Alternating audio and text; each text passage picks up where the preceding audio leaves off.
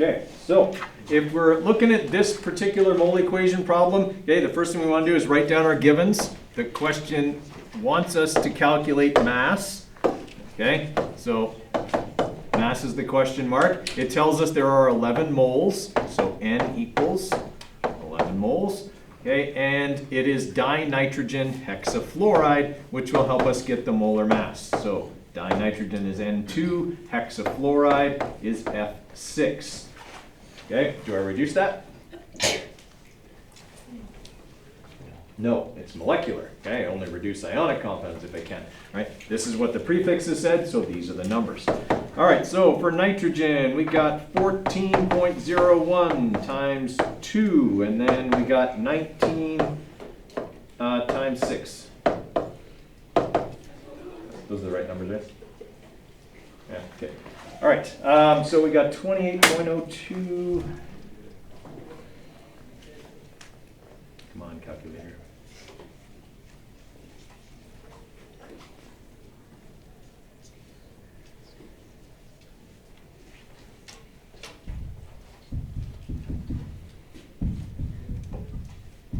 All right, so we're looking at 142.02 grams per mole. Okay, so that's our molar mass. So we know N and we know big M.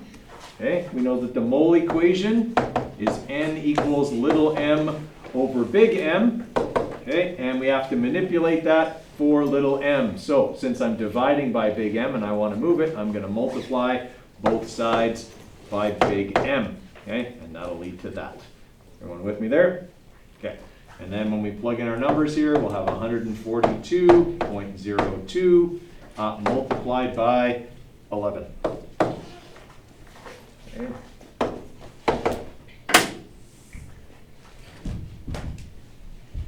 All right, so we have 1,562.22 grams of dinitrogen hexafluoride. Okay, so we did the easiest one yesterday. This is the second easiest one. Okay, the third and fourth ways I can ask this are a little bit more involved because they involve using Avogadro's number, right? You'll have to calculate the number of particles, or you'd be given the number of particles and have to work back to mass. Okay, so that would be like this one. Okay, so give that one a quick try. We'll do the other two mole equation types, and then I'll do some biology review. All right, so as always, okay, we want to read through the question and write down our givens. First thing we see is how many molecules. So we are looking for the number of molecules. And anytime we're looking for or given the number of molecules, we know that Avogadro's number, 6.02 times 10 to the 23, which is on your formula sheet, you don't have to memorize it, will be involved. Okay, what does that number tell us?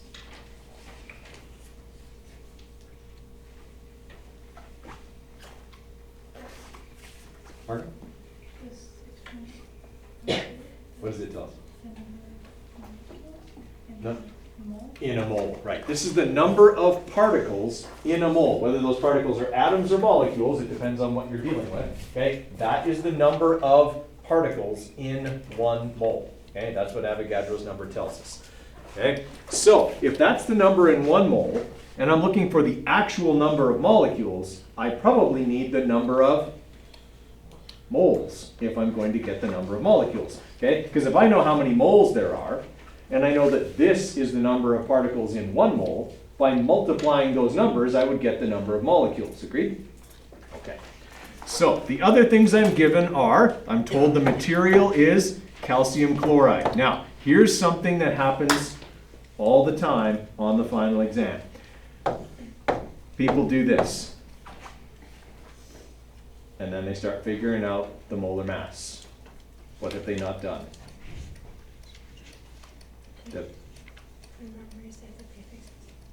Drop and swap. They haven't drop and swap yet. Yeah, exactly. Okay, this is not the right formula for calcium chloride, but people forget. They get in a rush, they get a little bit anxious, they forget the little things. But the little things are very important. Okay, so this is a +2, this is a -1, so we're looking at CaCl2, so that's going to be 40.08 plus 35.45 times 2, which is 110.98 grams per mole. Yeah? I memorized that. I totally did not do that in my head. I use that compound all the time. It makes it look like I do math in my head and not feel good. But it didn't really. Okay, so we got the molar mass and we're told the mass, 175 grams. Okay, all right, with M and big M, I can calculate the number of moles. All right, so I'm going to go 175 grams divided by 110.98.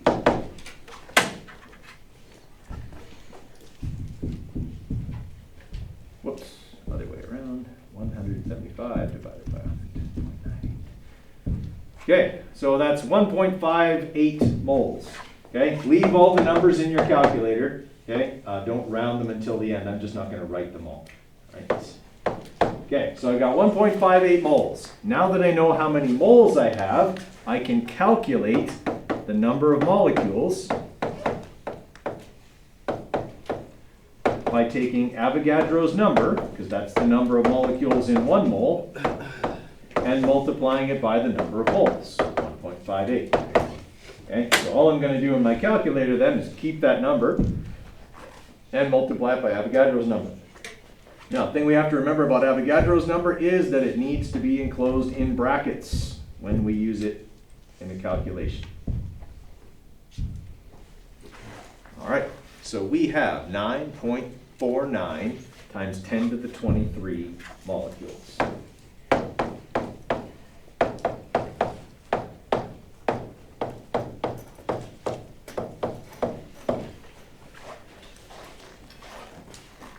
Okay, is that ringing a bell? All right, the only other way I can ask this is if I give you the number of molecules and ask you to calculate the mass. What will you do differently with Avogadro's number for that kind of question? I'll divide, right? Because in this case, I'd be given this number and be asked to find the number of moles. So I would divide by Avogadro's number to get that. Okay, so. Oh, the answer might be there. Okay, do that one.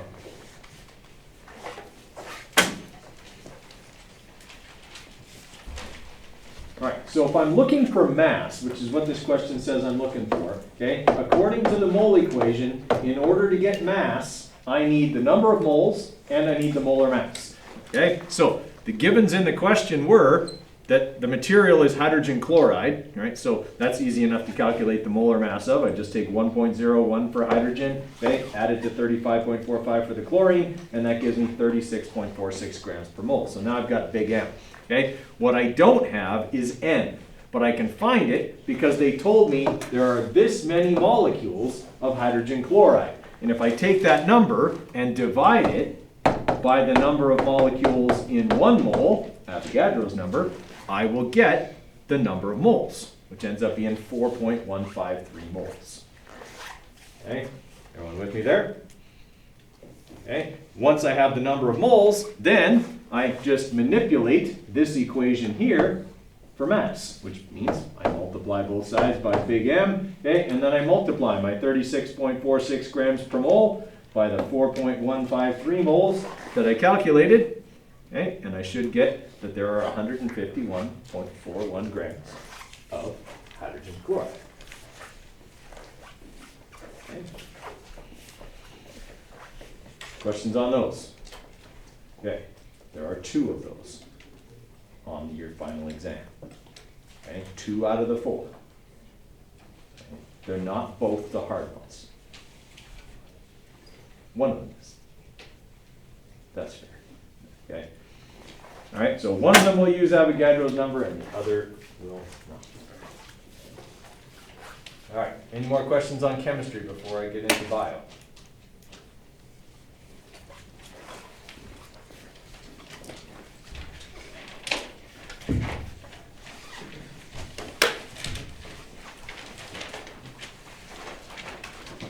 Okay, so for the biology unit, okay, we started out with the cell theory. Okay, again, I'm not terribly concerned, okay, with the people. Okay, even though there's only 4 people. Okay, there was Hooke, Leeuwenhoek, and Leiden-Schwann, but again, I'm not concerned with who and when. Okay, I am concerned with the 3 points of the cell theory, especially the second one. Okay, about cells carrying out the basic functions of the organism, because that's one of those things that can often be worked into a written response question, like maybe one about cellular transport or things like that, okay, because that would be a basic function of the organism. Okay? And that's what cells do, is they carry out those basic functions. Right? The rest of the cell theory stuff would be multiple choice. Okay, so knowing what the 3 points are, that would be important. Okay? Stuff like that. All right. After the cell theory, okay, we did some stuff with microscopy. Okay, and then we went into modes of nutrition. Right. So make sure you know the words photoautotroph and chemoheterotroph. Those are the 2 modes of nutrition. Okay, and know how those modes of nutrition affect the structure of the cells. In other words, the differences between plant and animal cells.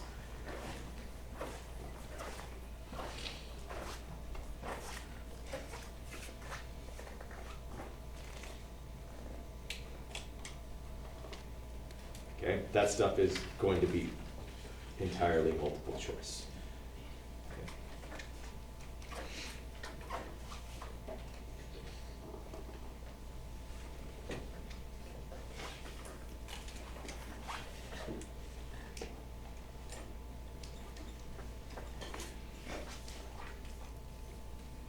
Okay, and then cell diagrams. I mean, we did like 3 quizzes on labeling and giving the function of the parts of the cell. And there's labeling and functions of parts of the cell on the final exam. It's in the multiple choice this time, but it's still on there. Okay, so make sure you know all the parts of the cell, both plant and animal, because you don't know which one I'm putting on there.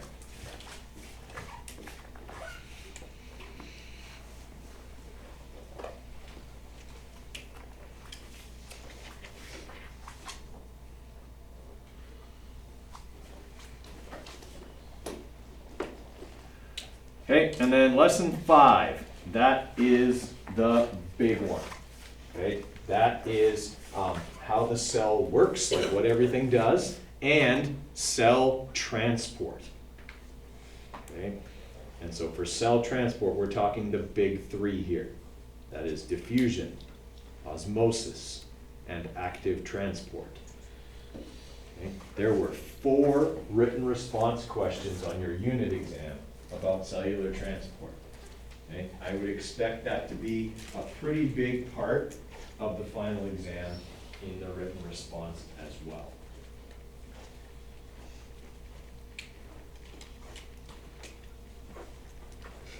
Okay? So there's a little bit of stuff on cell function, but in the multiple choice, but most of it is in the written response. Okay? So when you're writing down your written response answers, ask yourself, did I talk about cell transport here? Okay? Do I know that osmosis is the passive movement of water across a membrane in order to balance salt concentrations? Did I write that down? Okay? Did I tell them if they put air, then I know that? Okay? That's the important stuff, right? Like you had that question about the slugs, okay, on the unit exam. All right? You had to explain that it was osmosis that would cause them to shrivel up, okay? Things like that. So make sure you have, your kind of background on that. Okay, remember that with active transport, that's going to use energy to transport materials against the gradient, so from low concentration to high concentration, which is not the way they naturally go.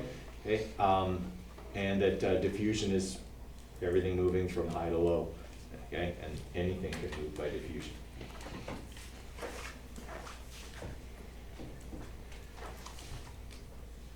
Okay, cell size and transport, we did that cube activity. Okay, on your unit exam, that was the question about the giant amoeba eating the Starship Enterprise. Okay, you had to tell me why an amoeba of that size could not possibly exist. Okay, because all things are transported by diffusion, and diffusion is slow and not targeted, that old chestnut. Okay, so make sure you understand the effect that cell size has on cellular transport and function. Okay, that's definitely going to be a written response type of item.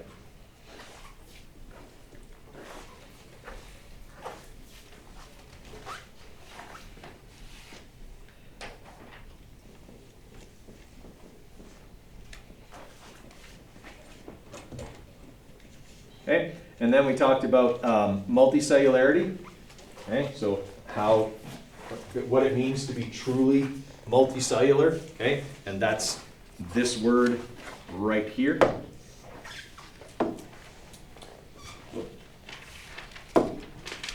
Specialization. Okay, so make sure that you are familiar with that. Okay, that's like the division of labor. Okay, like in a multicellular organism, these cells do this job, these cells do this job. There's no generalists. Okay, so that's an important one. Okay, and that in order to be multicellular, you must be eukaryotic, and your cells would have compartmentalization, which is another important term that'll definitely be somewhere on the final exam as well. Okay, now that's more going to be multiple choice, but it's probably a concept you could work into one of the written ones as well. Okay. The idea of like compartmentalization and specialization anyway. All right, and then we went over plant structure. Okay, so we talked about the roots, the leaves, the stem, okay, the leaf layers. Because that goes back to this and this. Okay? The leaf was our example of a multicellular organism with specialization. Okay, you had the epidermal cells that secreted the cuticle, the palisade cells that carried out photosynthesis, the spongy layer that allowed for the exchange of gases during photosynthesis, all of that kind of stuff. You had the stomates that were made of the guard cells that could change their shape to open and close and regulate water loss, all of that stuff. Okay, like there were 2 or 3 questions about that in the written response of your unit exam. Okay, so I'd expect you're going to have at least one written response item and probably a couple of multiple choice about plant transport, leaf layers, specialization, stuff like that. Okay.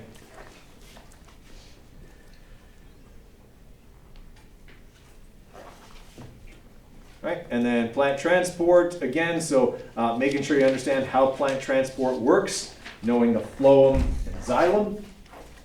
Okay, the phloem transports sugars from the leaves to the roots. Okay, the xylem transports water up the plant, and it uses osmosis and the polar nature of water, cohesion and adhesion, in order to do that.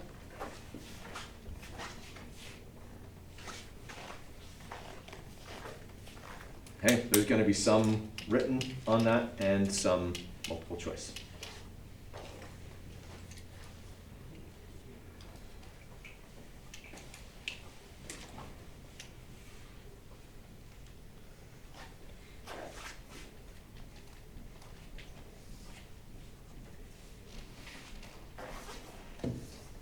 Okay, and then we talked about plant growth and development, so that was like all the plant hormones. Okay, how they lead to tropisms.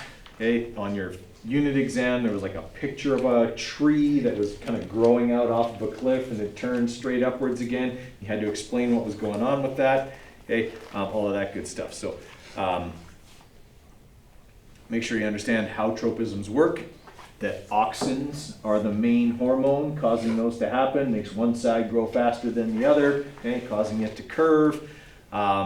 Make sure you know the roles of the other hormones because those are easy multiple choice items. There's a bunch of pictures, okay, to do with this on the exam. Okay, so like phototropism, geotropism, thigmotropism. Okay, remember that that's differential rate of growth. Okay, caused by auxins on one side more than the other.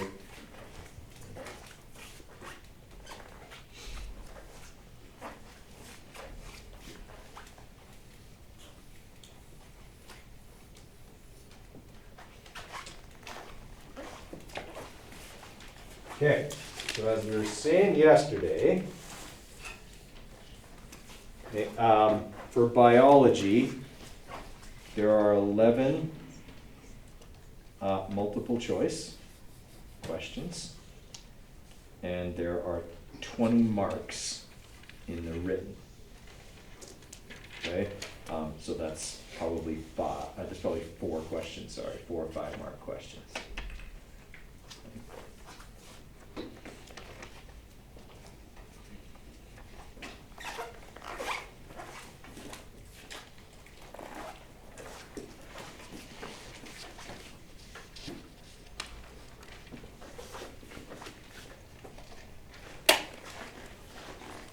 Okay, if I'm estimating the size of an object under a microscope, also something we talked about, how do I do that? Like, if this is high power, and the distance from here to here is 400 micrometers, how big is one of these cells?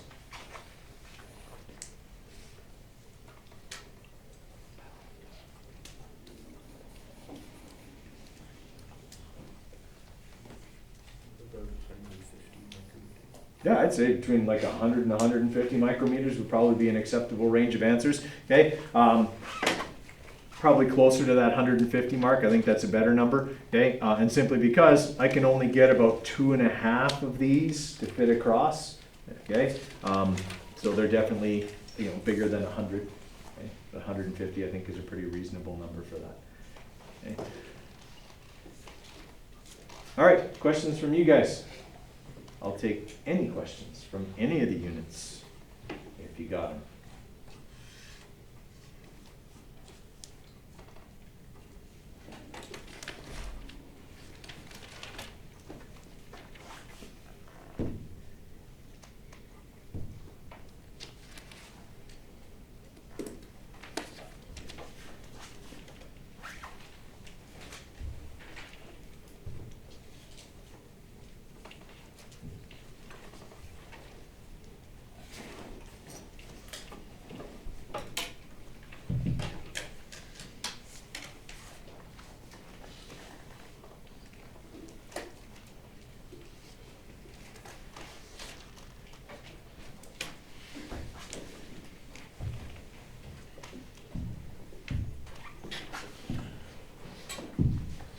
Okay, I'm going to put a couple of reactions up here. I want you to predict and balance.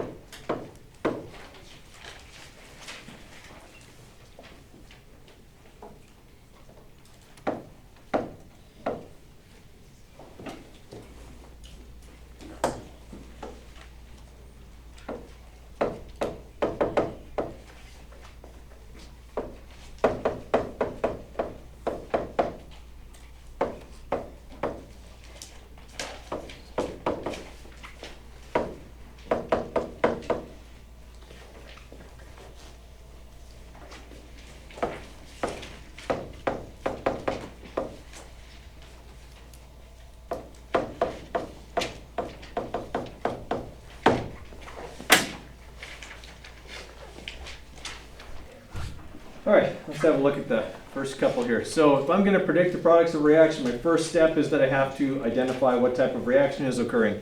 In number 1, I have an ionic compound reacting with an element. What kind of reaction is that? Single replacement. Okay, in a single replacement reaction, the pattern goes that the element replaces the part of the ionic compound that it is like. Nitrogen is a nonmetal, so it's going to replace chlorine because it's the nonmetal in that compound. So that's going to mean that iron is going to end up with nitrogen and chlorine is going to end up by itself. Okay? Next thing I have to do is check for special elements. Do I have any? Which one? Chlorine is a special element. Comes as a 2 when it's by itself. Okay? And what do I have to do with this compound? It's ionic, so I should drop and swap. Is it okay? Well, over here, this iron is clearly a +3, or I wouldn't need 3 chlorines to balance it. Okay? So if this is the iron with the 3+ charge, and nitrogen is a -3, then yes, this compound is okay the way it's written. Drop and swap. All right, last thing I have to do is balance the whole reaction. 3 is the largest number, so I'll balance the chlorines first. What's the lowest common multiple of 2 and 3? 6. All right, so I'm going to put a 2 here, okay, and a 3 over here. That's going to make my chlorines work. That gives me 2 irons, so I need to put a 2 here to make my irons work. That gives me 2 nitrogens. There's already 2 on the other side. We're good. Okay, everybody all right with that one? How many people have done number 2? Okay, let's look at number 2. So in number 2, we got copper 2 sulfate. So, and this is the way you would get it on your final, written in words. Okay, so we got Cu, and the Roman numeral tells me it's the copper that's the 2+ charge, and it's with sulfate, which is SO4, and is also a -2, so that compound is good, dropped and swapped that way. And it's going to react with sodium chloride. Okay, NaCl. This is a +1, that's a -1, so that compound is good as well. All right, what kind of reaction is that? It's a double replacement. So in a double replacement reaction, we simply swap the metals. All right, so that means that sodium will end up with sulfate, okay, and copper will end up with chlorine. Okay, it doesn't matter which order these are in, like the copper and the chlorine could go first, and the sodium and the sulfate could go second. It doesn't matter. Okay, what do I need to do with both of these compounds now? Since they're both ionic, I got to drop and swap them. Okay, sodium is a +1, sulfate's a -2, so we got Na2SO4. Okay, and we got Cu, which is a 2+. We know that from the other side, with chlorine, which is a -. Okay, so we got CuCl2. All right, there are no special elements, so I don't have to worry about that. Now I have to balance the whole reaction. Biggest number is 2, and it applies to both sodium and chlorine. And now it's balanced. Just ringing a bell? How many people have done 3 and 4? All right, I'll give you a little bit more time because I don't see everybody's hand up here. So give you a little bit more time on 3 and 4, and then we'll go through those. If you're done 3 and 4, you can start looking at the review package that I posted, or study your notes or something like that.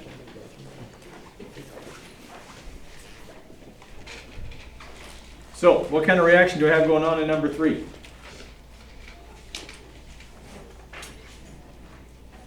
Combustion reaction. Okay, in a combustion reaction, the products are always carbon dioxide and water. Okay, now I got to balance the whole thing. Okay, special balancing rules, balance alphabetically, and the rule of 2. I'm applying the rule of 2 because 6 is an even number. Okay, 2 times 6 is 12, so I've got 12 carbons on both sides. 2 times 14 is 28, so 14 times 2 is 28. Okay. And then I've got to balance my oxygens. So here I have 24 oxygens plus another 14 is 38. 38 divided by 2 is 19. That's what my balancing should look like. Okay. Questions on that one? Question number 4. Okay, so I've got ammonium nitrate. Ammonium is a polyatomic ion. It's the only one that behaves like a metal. Okay, and it's with another polyatomic ion, nitrate. Okay, this is a +1, that's a -1, so I don't need any brackets or anything. That compound is good the way it is. and it reacts with calcium fluoride, Ca2+, fluorine -1, so CaF2 for that one. All right, so that's what my reactants look like. What kind of reaction is this? Double replacement. All right, so in a double replacement reaction, I swap the metals, and I remember that ammonium acts like a metal, right? So that means then that calcium is going to end up with nitrate, and ammonium is going to end up with fluorine. All right, so now I've got the pairings right. What do I have to do with each one of those pairs? Drop and swap, or ionic compounds. Okay, so we got a 2+ and I got a -1. All right, so when I do that, I'm going to need brackets around the nitrate with a 2 outside of the brackets, and this is a -1 and that's a +1, so that one's good the way it's written. Okay, now I've got to balance the whole thing. Biggest number is 2, so I'm going to balance the nitrates first and put a 2 here. When I put a 2 here, that gives me 2 ammoniums. So I'm going to go over here and put 2 ammoniums there. That also gives me 2 fluorines. There's already 2 fluorines on this side. Equation is balanced. Okay? Questions on that? All right. Anything you would like me to demonstrate or go over in more detail or make a question up about? This is your review time.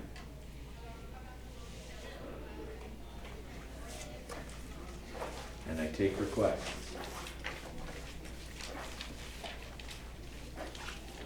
Do you have to know the scientist for the physics unit? No. I mean, if there's one in there, I'd be shocked. I don't remember putting any of the names of people on the final. I could be wrong, but I'm pretty sure I didn't. If I did, it would be one that would be really, really obvious. Okay. Yeah.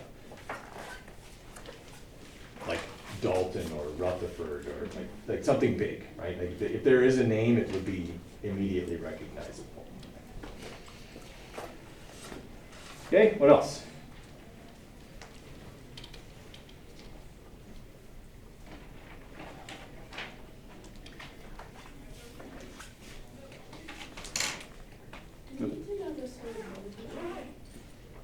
The solubility chart. Yes. Okay, when it'd be multiple choice, but I could give you a question. I gave one like a multiple choice question like this on the unit exam as well. I said, here's a reaction, which if any of the products are soluble. So it could be like a double replacement reaction, and you'd have to go through and use that. So do you guys want to quickly look at the solubility chart again? Okay.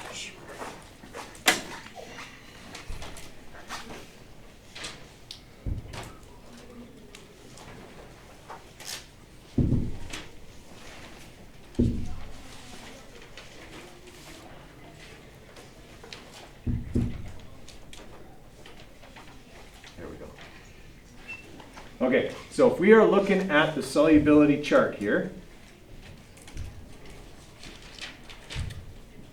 which for some reason is not going to blow up for me. Okay, so if we're looking at the solubility chart, okay, anything in the first row is soluble. Anything in the second row is basically not soluble. All right, so if I have a compound like, let's say, lead 2 chloride. Right? So what I would do is I would look up where chloride is. It's right here. Okay? It says it's soluble with most things, but I can see that lead with the 2+ charge is down below, okay, in the not soluble row, so that compound would not be soluble. Okay? Whereas if I had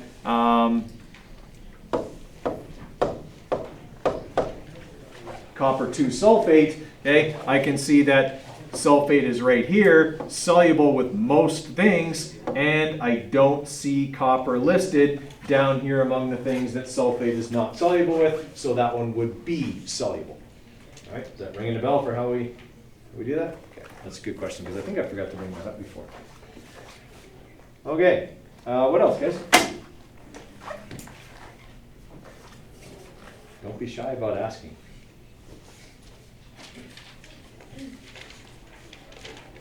Can you go over compartmentalization? Compartmentalization, okay.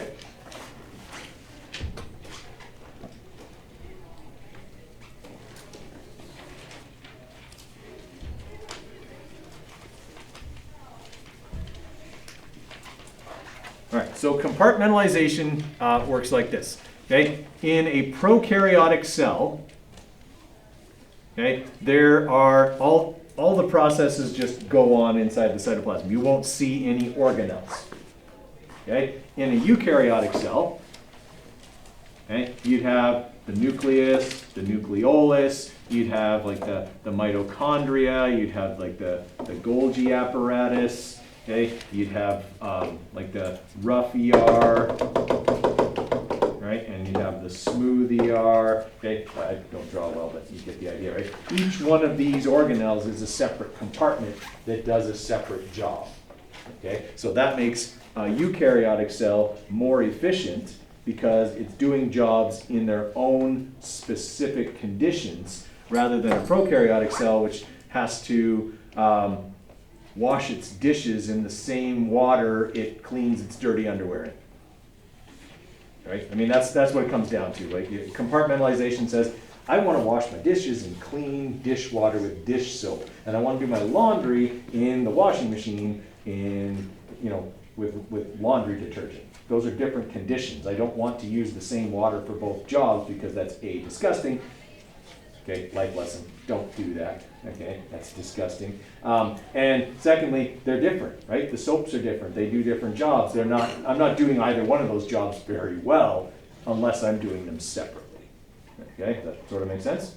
Okay, so that's the benefit of compartmentalization. That's why eukaryotic cells can become specialized. Okay, a cell that's designed to, you know, let's say detoxify poisons is going to have way more smooth ER than a cell whose job is to transport neural impulses. Okay? They're going to have different structures, they're specialized. That's how compartmentalization leads to specialization, leads to multicellular. Yeah?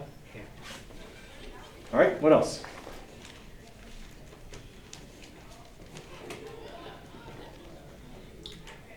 Mark? Polar nature of water. Polar nature of water, okay. So, in the water molecule, it looks like Mickey Mouse. Okay, so you got your oxygen atom, you got your two hydrogen atoms. All right, now, oxygen is more electronegative than hydrogen. That means it holds onto and attracts electrons more than hydrogen does. So when these atoms come together and form a bond, they form a polar covalent bond. That means they share the electrons, but they don't share them equally. So that single electron that's supposed to be orbiting hydrogen spends a lot more time down here around the oxygen than it does around the hydrogen, which basically leaves this molecule looking like this. Extra electrons down here, and a hydrogen atom is one proton and one electron. So basically, it's got two protons exposed at the top and extra electrons at the bottom. Okay? So what that means is the top of the molecule is positively charged, the bottom of the molecule is negatively charged. Okay? That's the poles, right? The positive pole and the negative pole. Right? And so what that does is, if there's another water molecule nearby, the negative end of this water molecule will form a weak hydrogen bond with the hydrogen atom on the other water molecule, the positive end. Okay? Now those bonds are weak. They form, they break, they reform, they break, they reform again. Okay? So while they're weak, they're easy to break and reform. Okay? And so that's what's going to lead to those behaviors of water. Cohesion, adhesion, surface tension, okay, all of that kind of stuff. That's because of this. All right? So that's the polar nature of water. It's electronegativity, more electrons at the bottom, that results in charged ends, that results in hydrogen bonding, that results in cohesion and adhesion. Okay? So that's the second half of lesson 7 in unit 1.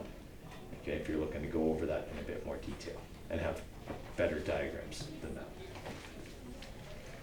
Okay, what else? Good. Do you need to remember like the special elements when like in the reactions, like? I think they're on. Are they not on the periodic table?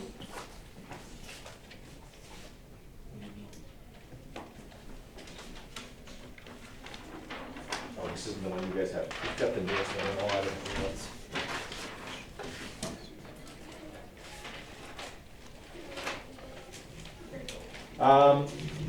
I did not put it on here, that's right, so we took it off. Okay, so, yes, you will have to remember which atoms are special, which elements are special, but here's the good news.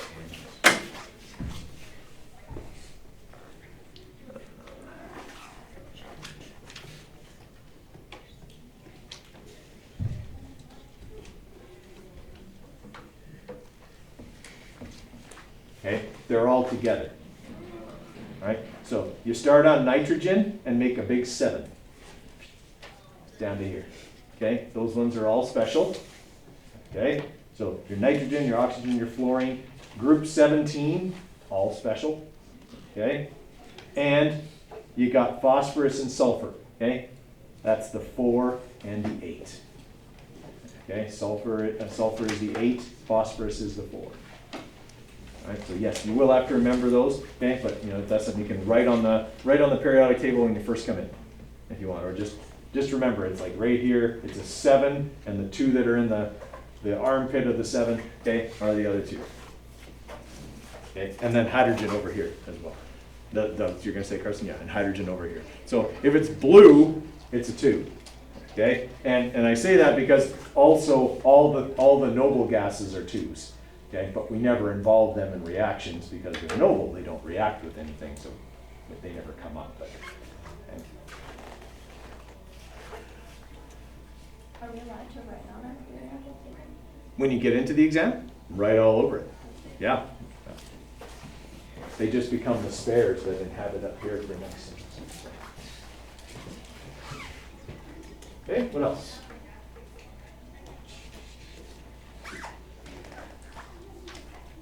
What do you need to bring to your test? Yeah, calculator, okay, with fresh batteries in it. Okay, make sure that if you haven't replaced the batteries in your calculator for a while, replace them now. Okay, now would be a good time, or bring a fresh set with you. Okay, but make sure that you've got good batteries in your calculator. There's nothing worse than when I come around to clear your calculator and it goes low battery. Because if it says that, I can't clear it. Which means I put it in my pocket and I clear all the other calculators, and then I go to the office and I put batteries in your calculator, I clear it, I take those batteries back out of the calculator, I put your dead batteries back in the calculator, and then I come back to the exam room with your calculator. Do you want to be without your calculator for 10 minutes during the test? That sounds really stressful to me. Okay, I'm just putting that out there. That would make me anxious. The thought of it makes me anxious. I don't want that for you. Okay, so make sure you put fresh batteries in your calculator so that doesn't happen. Right? Bring pens and or pencils. Makes no difference to me what you write in, whatever you're comfortable with. Okay, but I would suggest a pencil, at least for the multiple choice, in case you make a mistake and you have to erase something. Is multiple choice on Scantron? It's exactly the same as it's been all year, so there'll be the That used to zip be grade. pencil, right? What's that? That used to be pencil, right? Scantron. Well, no, it's not Scantron, it's zip grade, it's the one I take the picture of. Oh. Yeah, we don't use the Scantron anymore. Okay. Yeah, that's old technology. Where is it? Like what class is it? St. Vincent de Paul, which is down the math wing on the left side. I think it's Mr. J over there. I think it's the last one on the left. Yeah, it's down the math wing. Just walk down the math wing and read the signs. You'll find it. It's easy. Okay. You have the same thing on the fire mat? No, they don't even have any. Okay. Yeah, so pencils, pen,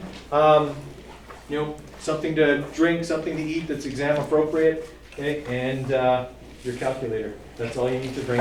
Okay. Remember, your phones can't come in. If they do, they have to be shut off and put in the bin. Okay, all of that stuff. So just keep that in mind.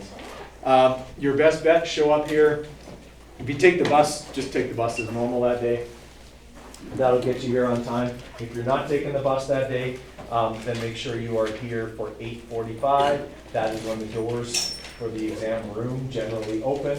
Okay, come in and find your test. They will be laid out in alphabetical order. Okay, because it's not in this room, so I'm just going to lay them out in alphabetical order.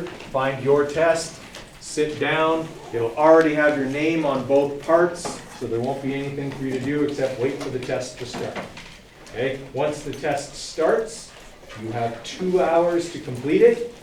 You must stay for at least 1 hour. If you normally write in learning support, go to learning support. Your test was taken there yesterday. Okay? If we're here before it starts, does it really matter where we are as long as we're not in anyone's way? No, it doesn't matter where you are. Yeah, if you're here early, yeah, hang out in the atrium, do whatever. Okay, once you're done your exam though, guys, what we do ask is that you go away. There's not really a nice way to say it. Okay, once you're done your test, go home, leave. Okay, because it's a real distraction for people that are still writing, to have people wandering the halls and talking and doing whatever. Okay, it's really distracting. There's going to be people writing diploma exams, that goes on all day. So once you're done your test, find a way home. Okay, don't stay here unless you're meeting with a teacher in a classroom or something like that. Okay, but we don't want you wandering the halls. Okay, if you don't have a test. All right, any other questions from you guys? Okay.